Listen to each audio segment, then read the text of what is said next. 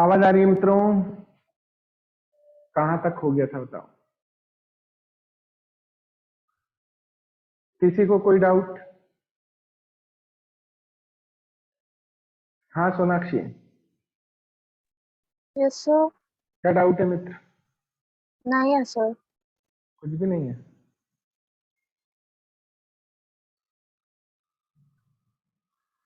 WhatsApp पे किसने पूछा था मुझसे डाउट?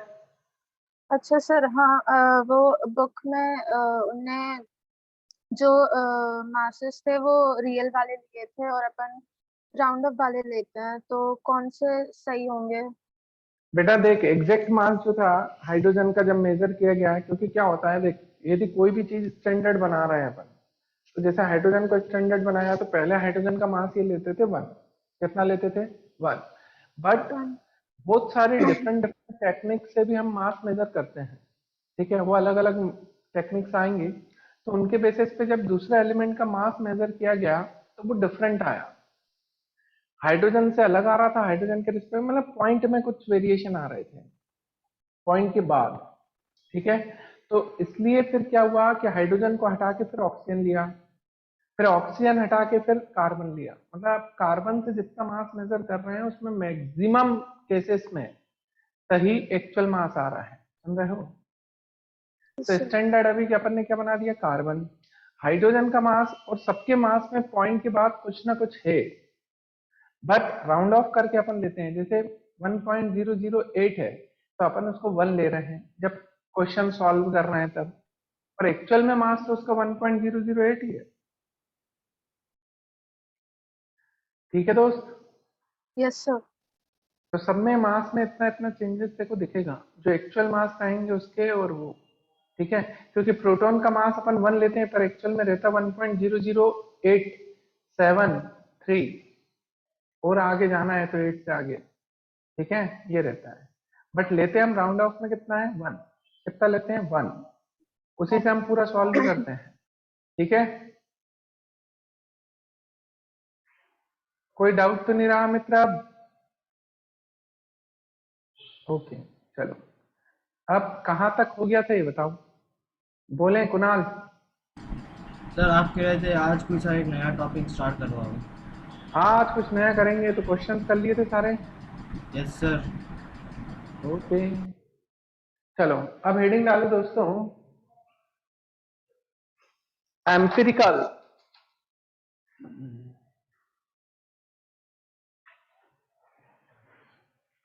बोले हर्ष? सर अगर क्वेश्चन में दो एलिमेंट का परसेंटेज दिया हो तो अपन उसका मॉलिक्यूलर फॉर्मूला कैसे बनाएंगे? वही बता रहे हैं दोस्त। देखिए आप हेडिंग डालें, empirical and molecular formula. EMPI, EMPI, RICL, empirical and molecular formula.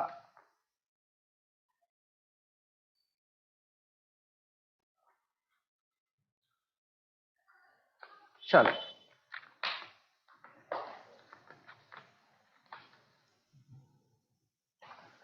अब मित्रों मेरी बात सुनना, आज अपन परसेंट की बात करेंगे। किसकी? परसेंट की।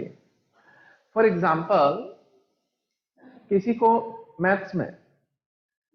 मैथ्स का टोटल मार्क्स अपन ले रहे हैं 100। कितना ले रहे हैं? 100। किसी के 60 मार्क्स आए। कितने मार्क्स आए? 60। तो उसका परसेंट क्या हो जाएगा? बोलो कुणाल। 60 हो जाएगा। 60 हो जाएगा, सही है कि नहीं यस दोस्तों? सर। जब आप 100 में से लेते हो कर देते हैं। अब टोटल मार्क्स हमने 80 लिए बेटा। कितने? 80 टोटल। पहले 100 लिए थे, पहले 100 पे चलता था, अभी तुम्हारे 20 नंबर का प्रैक्टिकल होने लगा तो 80 मार्क्स का आपको पेपर मिलने लगा मैथ्स का। सुन रहे हो? अरे बोलो। अब यस 80 में सर। से यदि 48 आ गए, कितने आ गए? 48। 48, तो परसेंट कितना रहेगा? बोलो अनुज। तो कैलकुलेट करना पड़ेगा। थप्पड़ मार देंगे दोस्त एक नहीं। सर 48 जल्दी होगा। करो। अरे अरे हाँ, एक सेकंड। कैसे करेंगे वो बता दे बस। सर 48 अपॉन 80 इंटू 100, तो उससे क्या आ जाएगा, उससे परसेंट आ जाएगा। कितना परसेंट आएगा? कर रहा हूँ।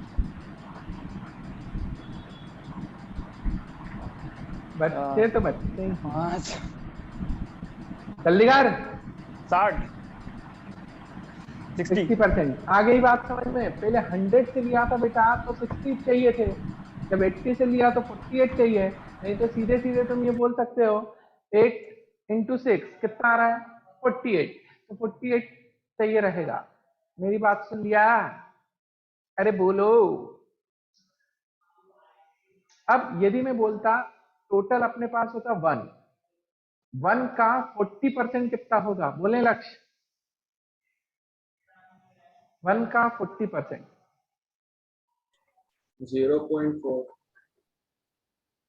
0.4। मेरी बात समझ में आ गई दोस्तों? 1 का 40% कितना हो जाएगा, 0.4। तो ये पॉइंट तो समझ में आ ही रहे हैं सभी को? अरे बोले। चलो, अब 100% का मतलब भी बहुत अच्छे से समझ में आ गया सभी को? आ गया। 100% यदि मैं लेता हूं तो उससे मेरे को बहुत इजी हो जाता बेटा परसेंट निकालना। और तो मैं टोटल मास 100 ग्राम ले लूं। 100% यदि कोई भी दे रखा है परसेंट वेट बाय वेट, 100% दे रखा है मतलब वो पूरा की पूरा प्योर है, ठीक है। बट यदि अब हमने क्या किया, 100 ग्राम मिक्सचर ले लिया। क्या ले लिया दोस्तों? 100 ग्राम मिक्सचर। मिक्सचर में अभी दो सब्सटेंस लिए, ए और बी। ए का 40% ले लिया, बी का 60% ले लिया। तो यदि मैं टोटल मास 100 ग्राम लूंगा, मेरी बात अच्छे से समझना, मैंने टोटल परसेंट 100 ले रखा है। 100% क्यों ले रखा है, और इसमें क्या प्रेजेंट है बेटा, ए एंड बी। और ए का मैंने बोला 40% है, तो बी का कितना रहेगा, 60%। अब यदि मैं टोटल मास 100 ग्राम लेता हूं तो मैं ये बोल सकता हूं कि ए का 40 ग्राम होगा और बी का 60 ग्राम होगा। अरे बोलो यार, बोल सकता हूं कि नहीं? ए का कितना होगा, 40, क्योंकि उसका 40% था।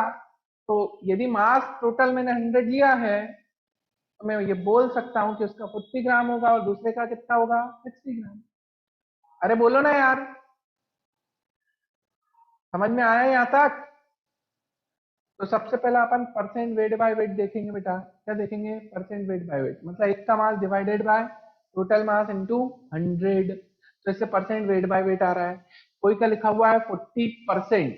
40% की डेफिनेशन चली, 40% की क्या चली, डेफिनेशन। तो हम ये बोल सकते हैं दोस्तों कि 40 gram of A present in 100 grams of mixture. सही है? अरे बोलो, क्योंकि ए और बी मिला के मैंने बनाया था मिक्सचर। ए का मैंने 40% लिया, बी का 60% हो ही जाएगा। अरे बोलो, क्योंकि टोटल परसेंट कितना होता है दोस्तों, 100। टोटल परसेंट कितना होता है, 100। और गर्दन तभी हिलाना मित्रों जब समझ में सही से आ रहा हो।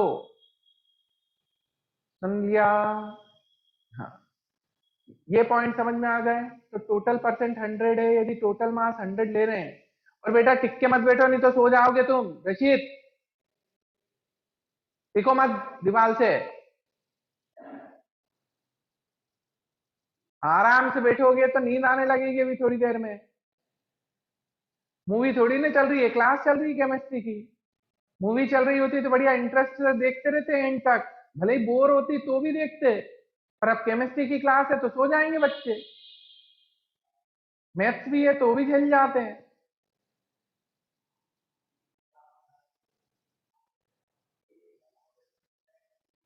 और दोस्तों सबसे बोल रहा हूँ, ये वीडियो ऑन रखा करो, नहीं तो कभी भी मैं रिमूव कर दूंगा, फिर ऐड नहीं करूंगा दोस्तों, ठीक है?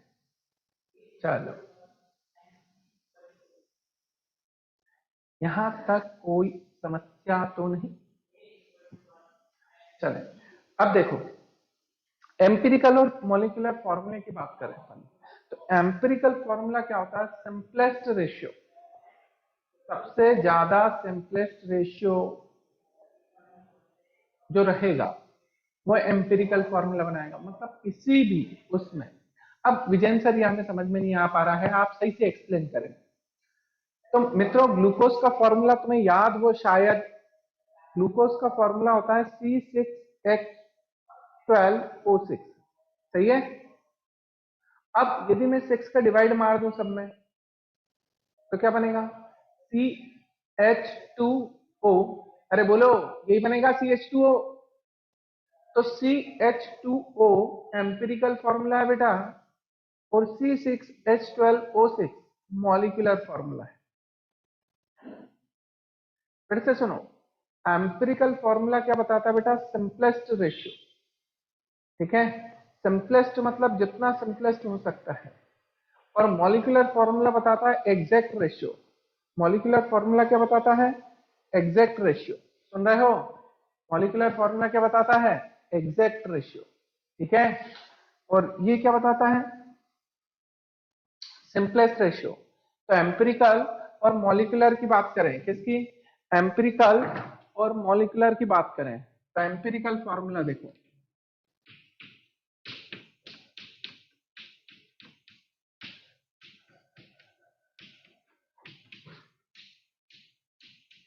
ठीक है। तो एम्पिरिकल फॉर्मूला क्या होता है, जितने भी एलिमेंट किसी भी मॉलिक्यूल में प्रेजेंट है उनका सिंपलेस्ट रेशियो जो रहेगा वो कहलाएगा एम्पिरिकल फॉर्मूला। एक तो अपन एग्जांपल लेंगे, और मॉलिक्यूलर फॉर्मूला क्या रहेगा बेटा,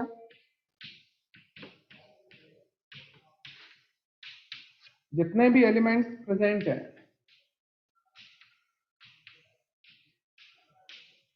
जितने भी एलिमेंट्स प्रेजेंट है, ठीक है, सुन रहे हो, जितने भी एलिमेंट्स प्रेजेंट है उनका एग्जैक्ट रेशियो, जितने भी एलिमेंट्स प्रेजेंट है उनका एग्जैक्ट रेशियो। जैसे मैंने एग्जांपल लिया ग्लूकोज, ग्लूकोज में कार्बन 6 था बेटा, हाइड्रोजन 12 था, ऑक्सीजन कितना था 6, यही होता है फॉर्मूला। तो ये एग्जैक्ट रेशियो है, कार्बन मुझे 6 चाहिए बेटा, हाइड्रोजन मुझे 12 चाहिए, ऑक्सीजन 6 चाहिए, सुन रहे हो। ये काय में रहेगा, ग्लूकोज में, काय में, ग्लूकोज में। अब ये कहलाएगा मॉलिक्यूलर फॉर्मूला। अब इसका ही मैं बात करूं, इसका मैंने क्या किया, सिंपलेस्ट रेशियो ले लिया, तो कार्बन कितना हो जाएगा 1, हाइड्रोजन कितना हो जाएगा 2, ऑक्सीजन कितना हो जाएगा 1, तो ये क्या हो जाएगा एम्पिरिकल। आई बात समझ में, अरे बोले कोई दिक्कत तो नहीं, ये पॉइंट समझ में आया दोस्तों। सबसे पहले तो एम्पिरिकल और मॉलिक्यूलर फॉर्मूला समझ में आया क्या होता है। एम्पिरिकल मतलब हम बोलेंगे simplest ratio of element in a molecule, molecule sorry in a molecule बोल रहा हूं, सिंपलेस्ट रेशियो ऑफ एलिमेंट्स, ठीक है। तो उससे जो फॉर्मूला बनेगा वो कहलाएगा एम्पिरिकल फॉर्मूला, ठीक है, और एग्जैक्ट जिससे बनेगा वो कहलाएगा मॉलिक्यूलर फॉर्मूला, ठीक है। सुन लिया सभी ने, कोई दिक्कत, एग्जैक्ट जितना चाहिए उतना यदि मिल रहा है, ठीक है, तो उससे मॉलिक्यूलर फॉर्मूला बनेगा। और सिंपलेस्ट अपन बात करें मतलब जिसमें सिंपलेस्ट रेशियो देखना रहता है, ठीक है, जैसे अपन ने ग्लूकोज का देखा, अरे सुन रहे हो, कोई दिक्कत तो नहीं, लॉक कर दें, ये पॉइंट समझ में आया दोस्तों। चलो तो एम्पिरिकल समझ में आया, मॉलिक्यूलर समझ में आया, परसेंट वेट बाय वेट क्या होता है ये समझ में आ रहा है।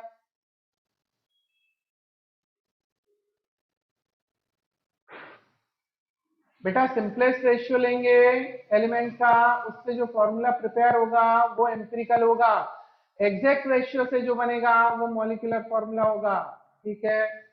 आ गई बात समझ में, एग्जैक्ट जितना चाहिए था उतने उससे रेशियो से बन रहा है तो वो फिर मॉलिक्यूलर होगा।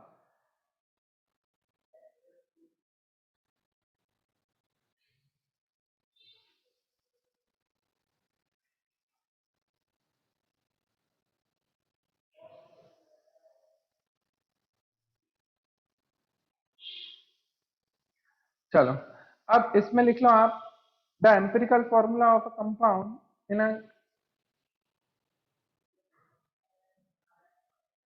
The empirical formula of a compound, the empirical formula of a compound is a chemical formula, is a chemical formula showing the relative number of atoms, showing the relative number of atoms in the simplest ratio. Relative number of atoms in the simplest ratio.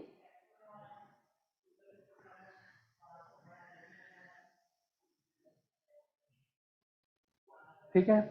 The molecular formula gives the actual number of atoms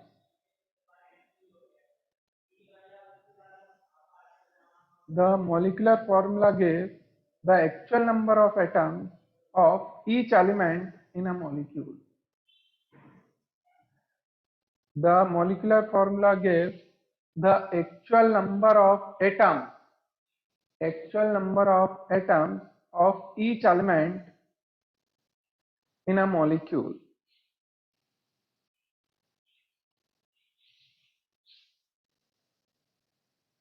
ठीक है. फिर next point लिखना, the molecular formula is generally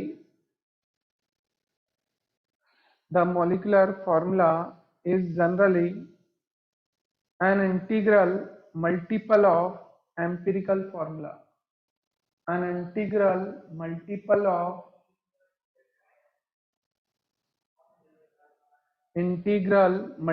of the empirical formula.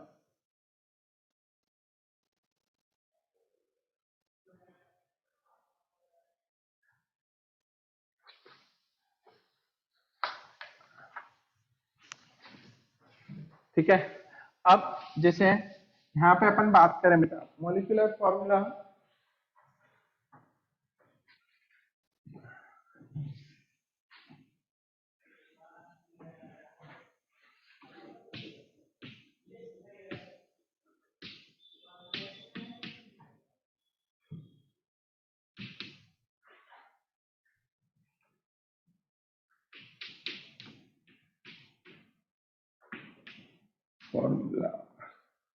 into n. ठीक है. आ रही बात समझ, where n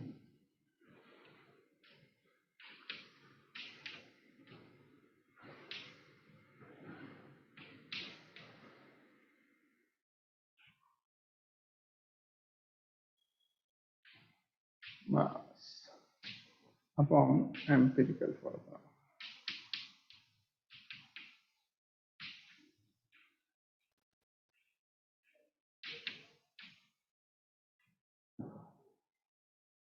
ठीक है.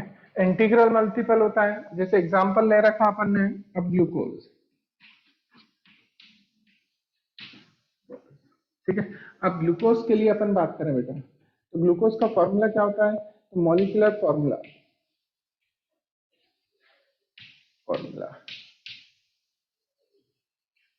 क्या होगा, C6H12O6. ठीक है. एम्पिरिकल फॉर्मूला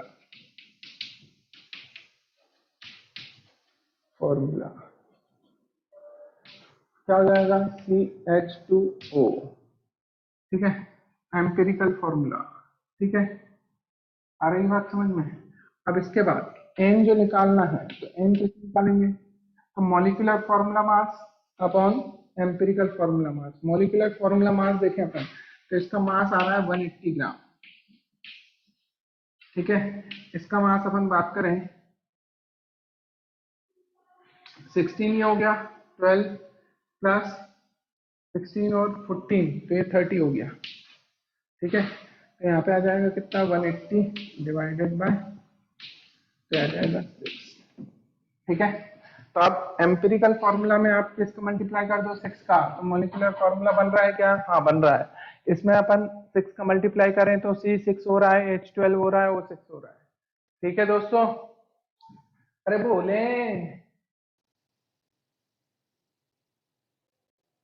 ये पॉइंट समझ में आ गया सभी को.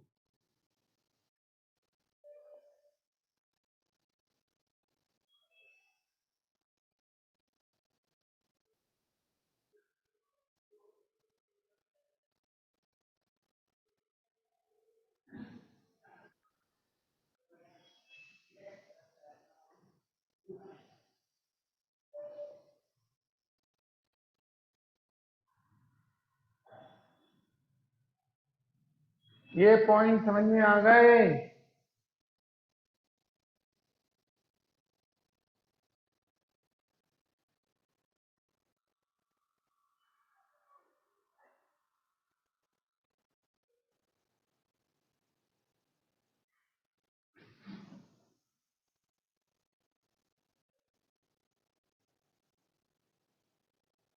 अब नोट पॉइंट लिखना, percent weight by weight,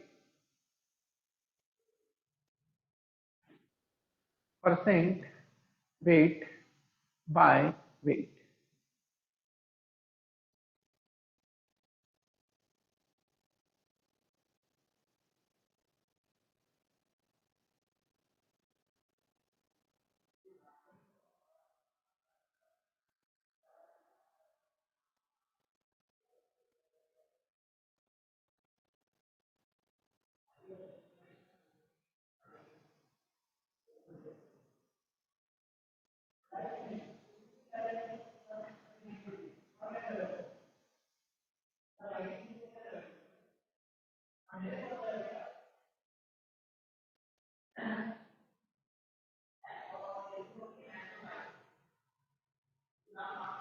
note point लिख लिया बेटा, परसेंट वेट बाय वेट। तो इसमें लिखना amount of substance present in, amount of substance in gram, amount of substance, bracket में लिखना in gram, bracket close, present in 100 grams of solution or mixture, 100 grams of solution or mixture।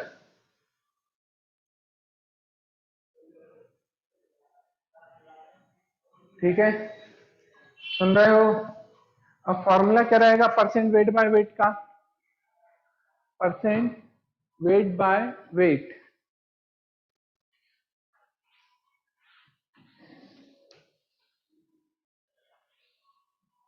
Percent weight by weight,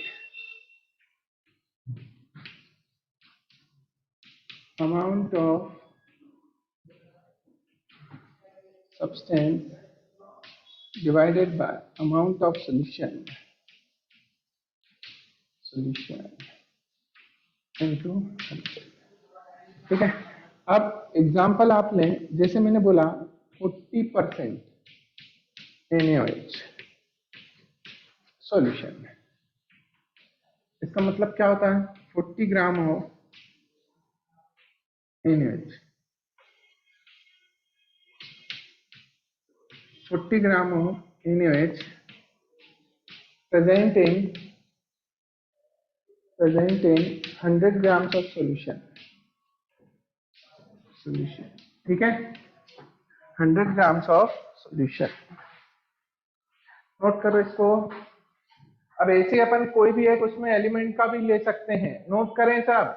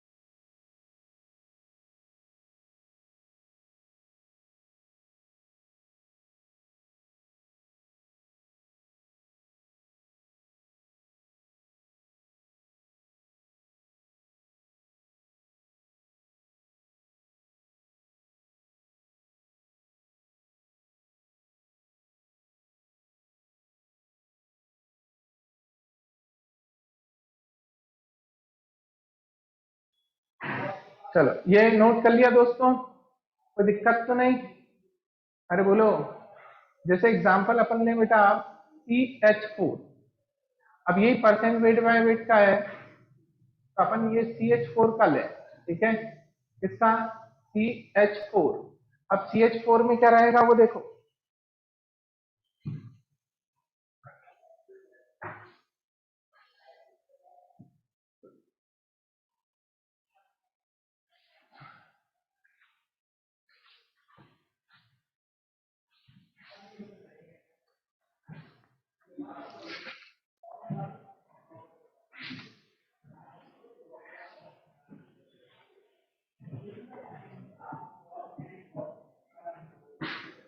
CH4। अब मुझे निकालना percentage of hydrogen, ठीक है, तो percent of hydrogen क्या रहेगा, ठीक है, तो उसमें क्या रहेंगे बेटा, मास किसके कारण, हाँ, तो mass, molar mass of hydrogen into number of hydrogen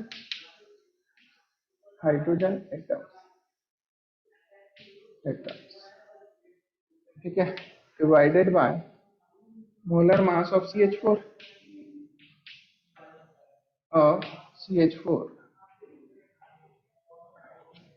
into 100। अब यहाँ पे क्या आ जाएगा बेटा, मोलर मास ऑफ हाइड्रोजन कितना है 1 into number of hydrogen atoms कितने हैं 4 डिवाइडेड बाय टोटल मास कितना है 16 इंटू 100, ये क्या हो जाएगा 25%, ठीक है। अब परसेंटेज ऑफ कार्बन लेना है, तो percent of carbon is equal to number of carbon atoms, तो पहले तो mass 12 into number of carbon atom कितना है 1, ठीक है, डिवाइडेड बाय टोटल मास, क्या जाएगा 3/4 इंटू, आ रही बात समझ में, तो 75%, कितना परसेंट आ गया ये, अरे बोले, ये समझ में आया कि नहीं सभी को?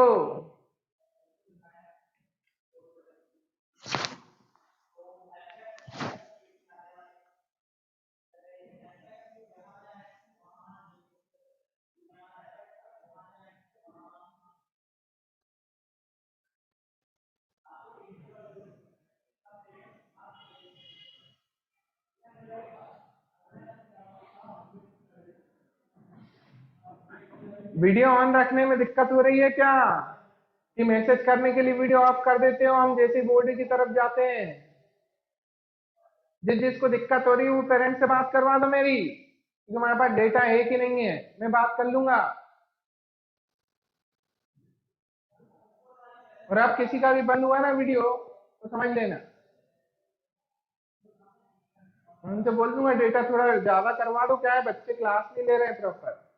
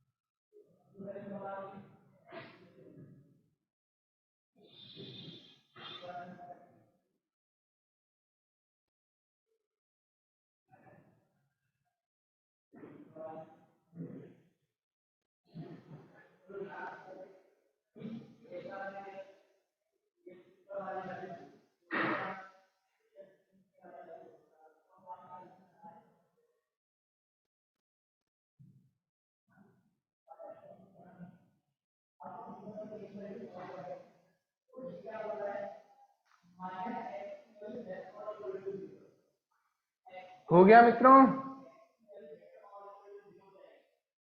अरे बोले,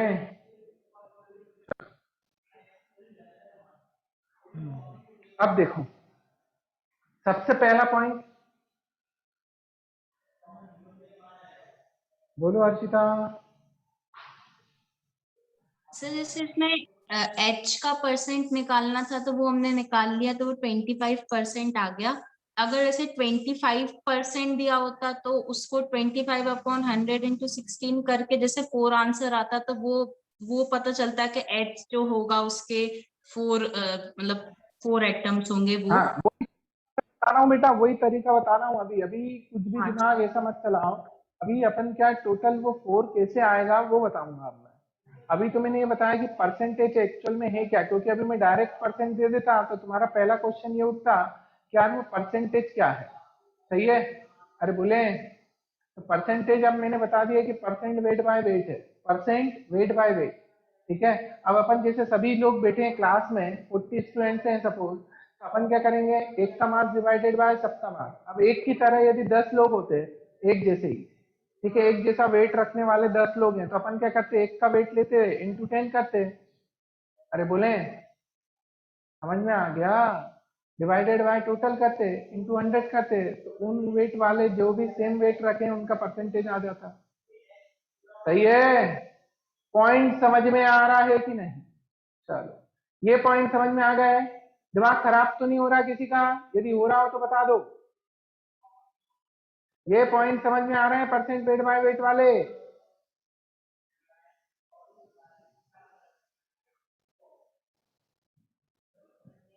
हाँ अब देखें, अब क्या करेंगे बेटा, जैसे आपको परसेंटेज गिवन है, क्या गिवन है, परसेंटेज, तो हम टोटल मास ले लेंगे बेटा कितना, 100। उससे अपने को क्या जो परसेंटेज गिवन होगा वो उसका मास बन जाएगा। क्या बन जाएगा? मास। और मास बन गया तो फिर अपन रिलेटिव नंबर ऑफ मोल्स निकालेंगे। क्या निकालेंगे दोस्तों? रिलेटिव नंबर ऑफ मोल। चल इसको ऐसे समझते हैं दोस्तों।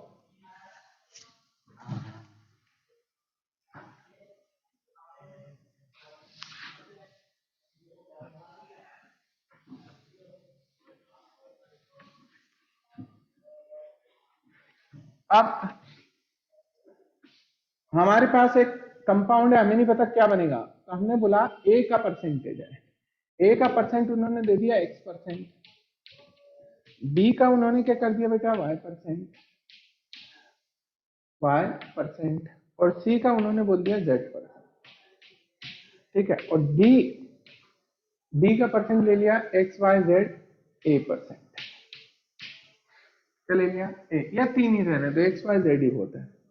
अब मेरी बात सुनना, ये परसेंटेज है तो सबसे पहला पॉइंट ये देखना तुम कि x plus y plus z is equal to 100 आ रहा है या नहीं आ रहा है? सबसे पहला क्या चेक करोगे, x plus y plus z is equal to क्या आना चाहिए, 100। नहीं आ रहा है तो जो एक्स्ट्रा होगा बेटा वो ऑक्सीजन लेना पड़ता है। सुन लो सब, यदि x plus y plus z is equal to 0 आ रहा है तो कोई दिक्कत ही नहीं है। बट यदि क्या बोले हम, x plus y plus z not equal to 100 आ रहा है, तो जो नेक्स्ट एलिमेंट लेंगे वो ऑक्सीजन लेंगे। कौन सा लेंगे? ऑक्सीजन। सुन लिया? यदि ऐसा हो रहा है, क्वेश्चन में जो परसेंटेज गिवन है, क्या गिवन है, परसेंटेज, उसमें अपना x plus Y plus z is equal to 100 आ रहा है तो कोई प्रॉब्लम नहीं आएगी। यदि 100 नहीं आ रहा है तो हमें एक नेक्स्ट एलिमेंट लेना पड़ेगा, क्या, ऑक्सीजन। ठीक है? तो इसमें हम क्या एलिमेंट, एक ऑक्सीजन एलिमेंट और ले लेंगे और उसका परसेंटेज क्या बना देंगे बेटा, तो 100 minus X plus Y plus Z. सुन लिया सबने? तो हमें तो टोटल 100 लेना है। सुन लिया? पर बेटा ऐसा मत करना कि 99.9 आए तो तुम उसमें 100 माइनस 99 जब ज्यादा डिफरेंस हो, ठीक है, पॉइंट में डिफरेंस नहीं, 1% का डिफरेंस नहीं, ज्यादा डिफरेंस हो तो अपने को ऑक्सीजन लेना है। ये पॉइंट समझ में आ गया? ठीक है? तो अब अपन ये वाला केस कर रहे हैं, ये केस फर्स्ट, ठीक है, ये केस सेकंड ले लेते हैं अपन। तो केस फर्स्ट को आगे ले जा रहे हैं जिसमें x plus Y plus z क्या हो, 100 हो। ठीक है? अब आपको ये गिवन है तो अब टोटल परसेंट बेटा 100 आ रहा है। हम ये बोल सकते हैं कि टोटल मास हमने क्या ले लिया, सपोज टोटल मास कितना था, 100 ग्राम। 100 ग्राम में से x ग्राम क्या होगा, a, y ग्राम क्या होगा b, और z ग्राम क्या होगा c। सही है? अरे बोलो, x plus Y plus z is equal to 100 आ रहा है। तो मैंने बोला कि टोटल मास आपके पास 100 है, 100 में से हम ये बोल सकते हैं कि x ग्राम हमारे पास a है, y ग्राम हमारे पास b है, z ग्राम क्या है c। तो अब इनका अपन बात करें a, b और c, ये एलिमेंट लिए हैं, ये केस फर्स्ट में चल रहे हैं, पर इसमें केस फर्स्ट। तो यहाँ पे एलिमेंट्स है, ठीक है। अब इनके मोलर मास की बात करें तो मोलर मास भी रख ही लें बेटा, मोलर मास। इसका मोलर मास Ma, इसका मोलर मास Mb, इसका मोलर मास Mc। इनके percent composition x, y, z। तो सबसे पहले हम निकालेंगे बेटा relative moles, relative number of moles. ये क्या होता है? तो percent divided by molar mass, percent divided by molar मास, ठीक है। तो इसका क्या आ जाएगा बेटा x अपॉन एम ए, इसका क्या आएगा y अपॉन एम बी, इसका क्या आएगा z अपॉन एम सी, ठीक है। इसकी वैल्यू आ रही होगी स्मॉल m ले ली, इसकी वैल्यू आ रही है स्मॉल n, इसकी वैल्यू आ रही है स्मॉल c, ठीक है। सुन रहे हो? वैल्यू आ रही हो, ये समझ में आ गया सभी को? करना क्या है, जब परसेंट गिवन है आपको, मोलर मास आपको पता रहेंगे, एलिमेंट क्या क्या है एबीसी है, उनके मोलर मास हमने ले लिए, परसेंट ले लिया, तो सबसे पहले क्या निकालेंगे बेटा रिलेटिव नंबर ऑफ मोल। क्या निकालेंगे? Relative number of mole. सुन लिया? तो अब इसमें अपन ने क्या किया, जो परसेंट गिवन था, रिलेटिव नंबर ऑफ मोल्स कैसे आ गया, मैंने बोल दिया टोटल मास 100 ग्राम ले लेना, तो 1 ग्राम मास हो गया डिवाइडेड बाय मोलर मास हो गया, तो नंबर ऑफ मोल्स आ जाएंगे। तो एम आए, एन आए, पी आया। अब इसमें हमने बोला कि लोएस्ट वैल्यू, अब यदि इसमें भी आपका सिंपलेस्ट रेशियो नहीं आ रहा हो, मतलब 1 2 3 ऐसे नंबर नहीं आ रहे हो, पॉइंट में नंबर आ रहे हो, सुन लो सब, काय में आ रहे हो पॉइंट में, आपको लोएस्ट वैल्यू लेना है। क्या लेना है? लोएस्ट वैल्यू, ठीक है। अब सिंपलेस्ट निकाल देंगे, सिंपलेस्ट रेशियो, रेशियो।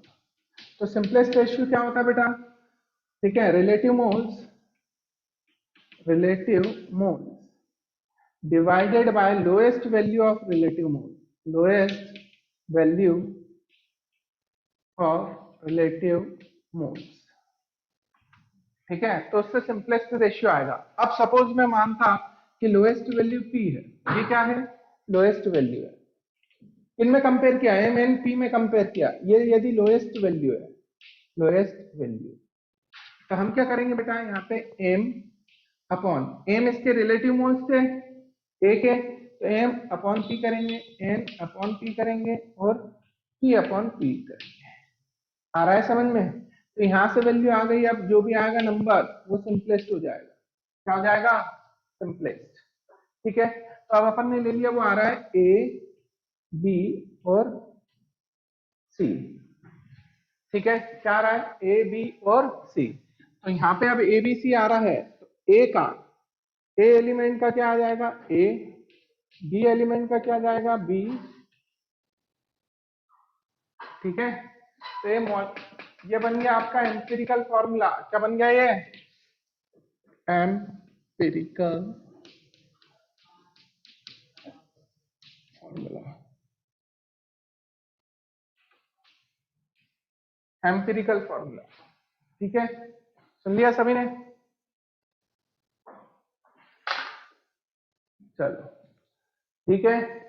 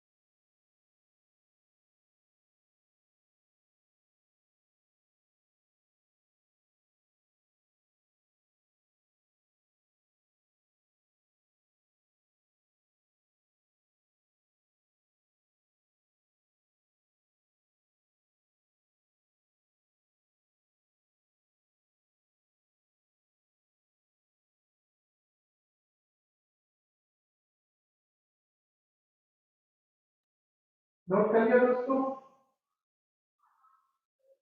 अरे बोले चलो, ये पॉइंट समझ में आ गया सभी को?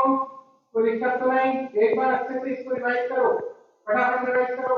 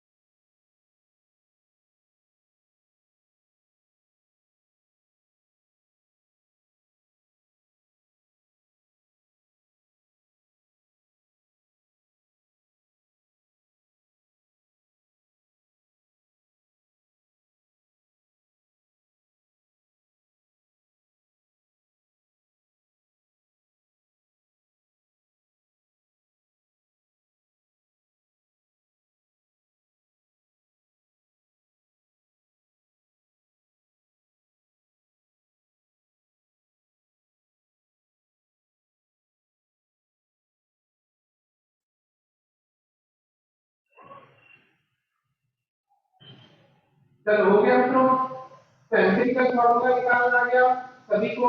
सबसे पहले क्या एलिमेंट्स दिए रहते हैं, उनका परसेंटेज कंपोजिशन किया रहता है परसेंट वेट बाय वेट के टर्म्स में, ठीक है? तो हमें क्या करना है, टोटल परसेंट लेना है 100, टोटल से लेना है 100, ठीक है? और ये केस फर्स्ट था, केस फर्स्ट मतलब x plus y plus z equal to 100 आना था। तो या अभी ने अब दूसरा अपन क्या कर रहा है, एलिमेंट का मोलर मास हमें पता रहता है, परसेंट गिवन था, तो relative number of moles find करें। क्या फाइंड करें बेटा? Relative number of moles. सुन रहे हो सब? Relative number of moles.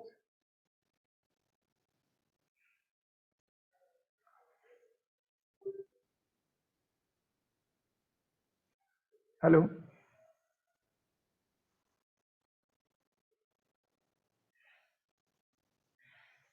चलो मैं ये बोल रहा हूँ रिलेटिव नंबर ऑफ मोल्स निकाले। रिलेटिव नंबर ऑफ मोल्स क्या रहेंगे, ठीक है? तो वो रहता है परसेंट जो भी गिवन था जिस एलिमेंट का डिवाइडेड बाय मोलर मास, तो उससे हमें वैल्यू निकालना है। अब वो पॉइंट में आए किसी में भी आए, यदि सिंपल आ जाती है 1 2 3 तो फिर आगे जाएंगे ही नहीं, समझ गए? अरे बोलो। और यदि नहीं है तो फिर सिंपलेस्ट रेशियो में जाएंगे। सिंपलेस्ट रेशियो में जाने के लिए हम क्या करेंगे, तो सिंपलेस्ट रेशियो कैसे निकालते बेटा, जो रिलेटिव नंबर ऑफ मोल्स आए थे, ठीक है, वो रखना है divided bye lowest value of relative number of moles. तो लोएस्ट वैल्यू उन सब में चेक करना है कौन सी है, जो सबसे कम होगा वो रखना है, उससे जो वैल्यू आए, ठीक है, और वो 1 2 3 4 में आ जाए तो वो सीधे हम क्या बना देंगे, फॉर्मूला बना देंगे। तो वो जो फॉर्मूला बनेगा वो बनेगा एम्पिरिकल AABBCC। सुन लिया? अरे बोले।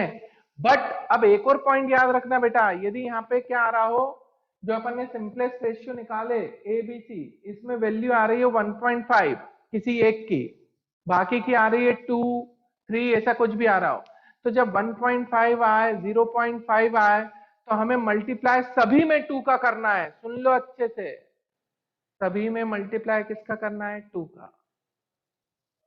आ रही बात समझ में?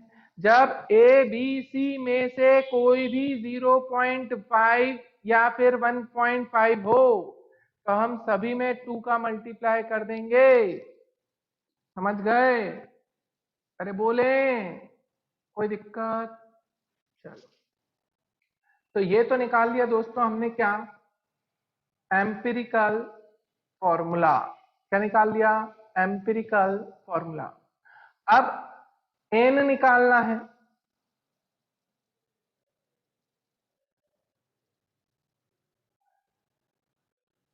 रिद्धि, अपन जो परसेंटेज निकाल रहे हैं, परसेंटेज जिस एलिमेंट का दिया है उसका एटॉमिक मास ही लेना है, मॉलिक्यूलर मास नहीं लेना है।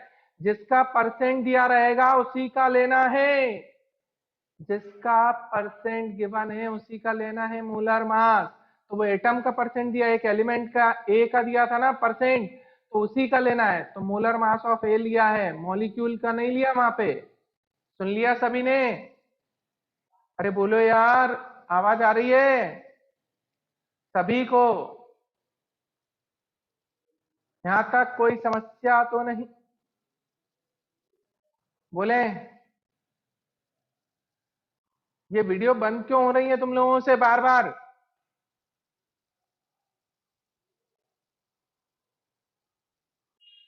चलो, यहां तक समझ में आ गया? कोई दिक्कत तो नहीं दोस्तों? लॉक कर दें? हाँ, तो हमने क्या निकाल लिया बेटा? ये निकाल लिया, सिंपलेस्ट रेशियो निकाल लिया। अब सिंपलेस्ट होल नंबर चाहिए रहता है, तो सिंपलेस्ट होल नंबर अपन निकालना रहेगा। तो यदि आपकी वैल्यू क्या आ रही हो सिंपलेस्ट रेशियो में 1.5 आ रही हो, तो हम पूरे उसमें किसका मल्टीप्लाई कर देंगे? 2 का। इसका 2 का। अपने को होल नंबर चाहिए। क्या चाहिए? Whole number. ये पॉइंट समझ में आया कि नहीं सभी को? चलो, तो आपने इससे एम्पिरिकल फॉर्मूला निकाल लिया। क्या निकाल लिया दोस्तों? Empirical formula. अब एम्पिरिकल फॉर्मूला निकालने के बाद मॉलिक्यूलर फॉर्मूला और एम्पिरिकल फॉर्मूला की बात करें तो एन क्या होता है? एन निकालने के लिए तो इससे अपन इसका मास निकाल लेंगे बेटा, एम्पिरिकल फॉर्मूला मास आ जाएगा। ठीक है, अब एन निकालना रहता है। क्या निकालना रहता है? एन।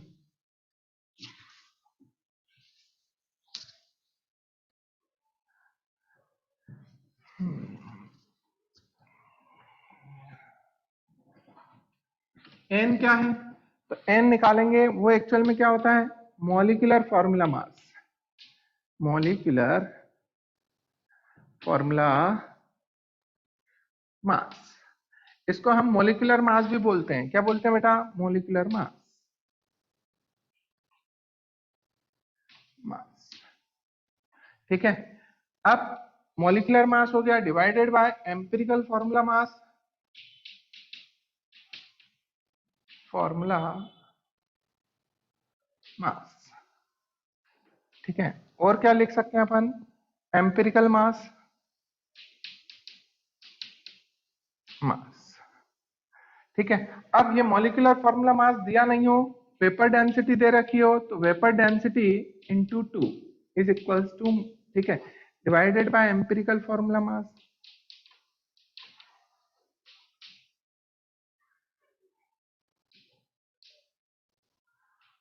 सुन लिया? एम्पिरिकल फॉर्मूला मास, तो ये एन हो गया। क्या हो गया? एन। सुन लिया सभी ने? अरे बोले, ये पॉइंट समझ में आ गया? कोई दिक्कत तो नहीं? लॉक कर दें? अरे बोलो। चलो, vapour density into 2 upon empirical formula मास। अब इससे अपन निकाल लें दोस्तों, इससे निकाल लो। एम्पिरिकल फॉर्मूला मास आ गया, वेपर डेंसिटी इंटू 2 हो गया। वेपर डेंसिटी इंटू 2 कहां से? मॉलिक्यूलर फॉर्मूला, तो इससे एन निकाल लिया। फिर अपन क्या लिखेंगे? मॉलिक्यूलर फॉर्मूला निकालना है हमें, तो मॉलिक्यूलर फॉर्मूला, एम्पिरिकल फॉर्मूला तो निकाल ही लिया था अपन ने, तो एम्पिरिकल फॉर्मूला इनटू एन। ये एन कैसे निकालेंगे, ये समझ में आ गया? अरे बोले, तो यहां से पहले एन निकालना है। एन में मॉलिक्यूलर फॉर्मूला मास डायरेक्ट दिया है तो वो रखना है, डिवाइडेड बाय जो एम्पिरिकल फॉर्मूला तुमने निकाला इससे मास निकालना वो रखना, ठीक है। और यदि मॉलिक्यूलर फॉर्मूला मास डायरेक्ट नहीं दिया मॉलिक्यूलर मास, तो हम वेपर डेंसिटी गिवन है तो वेपर डेंसिटी इंटू 2 से भी निकाल सकते हैं। सुन लिया सभी ने? अरे बोलो, पॉइंट समझ में आ रहा है?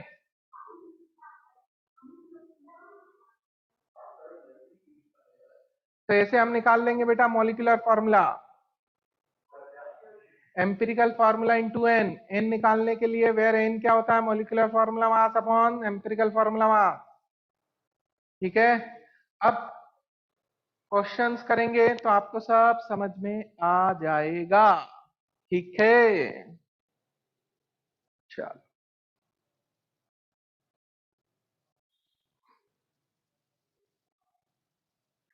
अब केस सेकंड का अपन क्वेश्चन करवा रहे हैं जिसमें x plus Y plus z is equals to 100 नहीं था। ठीक है, चलो ये नोट कर लो पहले फटाफट।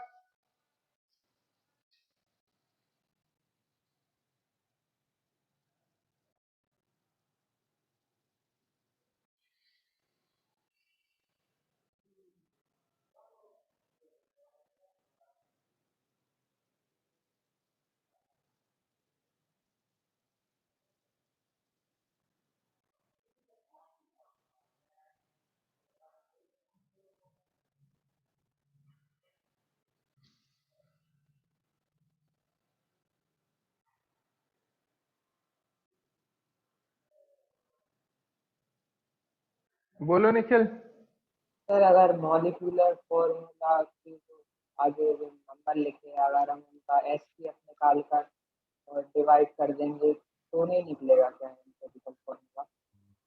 बेटा फिर से बोलो, आवाज कट रही है आपकी। हेलो हाँ बोले। सर, अगर हम मॉलिक्यूलर फॉर्मूले में जो नंबर्स लिखे रहते हैं तो उनका अगर एसपीएफ निकाल हाँ, कर और डिवाइड कर देंगे तो नहीं आएगा क्या एम्पिरिकल फॉर्मूला? तो बेटा मॉलिक्यूलर फॉर्मूला ही दिया ना हो तो? मेरी बात समझ रहा है? अभी क्वेश्चन दे, क्वेश्चन में समझ में आ जाएगा। Yes sir. ठीक है, ये क्वेश्चन अभी मैं दे रहा हूँ, इसको समझने की कोशिश करना, नहीं आए तो फिर से वापस ये क्वेश्चन पूछना मुझसे। ठीक है दोस्त? Yes sir. ओके। क्या होता है, कहीं कहीं मॉलिक्यूलर फॉर्मूला नहीं दिया रहता, सीधे मॉलिक्यूलर मास दिया रहता है। क्या दिया रहता है? तभी तो वो बोलता है कि मॉलिक्यूलर फॉर्मूला क्या होगा, नहीं तो मॉलिक्यूलर फॉर्मूला पहले से ही दे दे, फिर वापस मॉलिक्यूलर फॉर्मूला क्यों पूछेगा वो? मेरी बात समझ रहे हो? जैसे मैंने बोल दिया कि ग्लूकोज का मॉलिक्यूलर फॉर्मूला C6H12O6 है। ठीक है, अब मैं कार्बन का परसेंटेज दे दूं, हाइड्रोजन का दे दूं और ऑक्सीजन का दे दूं, फिर तुमसे पूछूं कि आप एक काम करो, ग्लूकोज का मॉलिक्यूलर फॉर्मूला बनाओ, तो अब पहले ही तो दे रखा है, तो फिर क्यों बनाएंगे हम? आई बात समझ में? अरे बोलो। तो उसके लिए वो मॉलिक्यूलर मास देगा आपको सीधे डायरेक्ट। क्या देगा दोस्तों? Molecular mass. चलो देखो, एन ऑर्गेनिक सब्सटेंस कंटेनिंग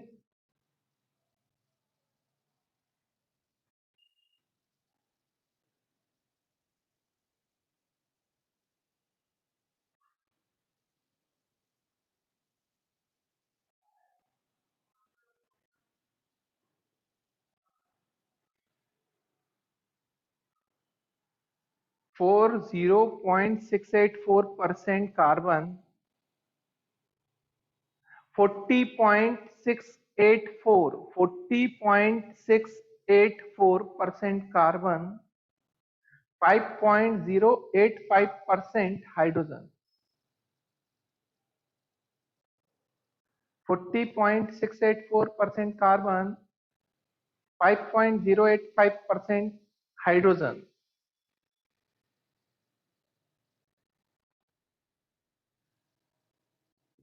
ठीक है,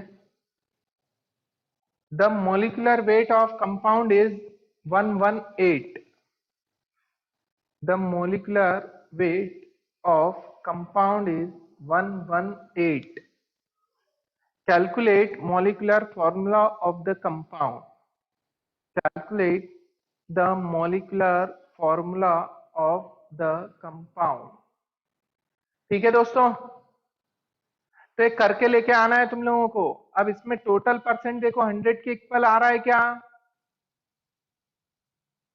नहीं है, तो जो नेक्स्ट एलिमेंट लेंगे वो क्या लेंगे, ऑक्सीजन। क्या लेंगे दोस्तों, तो बाकी जो बचा होगा वो ऑक्सीजन। तो अब ये मैंने जो मेथड बताई आप उससे पूरा करके लेके आना कल। सुन लिया सभी ने, बोल बच्चा। अरे आवाज नहीं आ रही दोस्त। 40.684 है या 50.684 वो कनेक्शन का? 40.684। हाँ सर ठीक है। हाँ ठीक है, ओके चलो। हाँ अभी करवा रहा हूँ दोस्त, शीट भी करवा दे रहा हूँ। शीट पूरी अभी तक जितना पढ़ा है उसके बेसिस पे पूरे क्वेश्चंस की शीट पहुंचा दूंगा जूम पे ही। ठीक है, आज आ जाएगी, कोशिश करते हैं अपन। ठीक है, ओके बाय बाय मित्रों। और बेटा पढ़ते रहना सब, टाइम वेस्ट मत करना दोस्ती इनमें। Okay bye.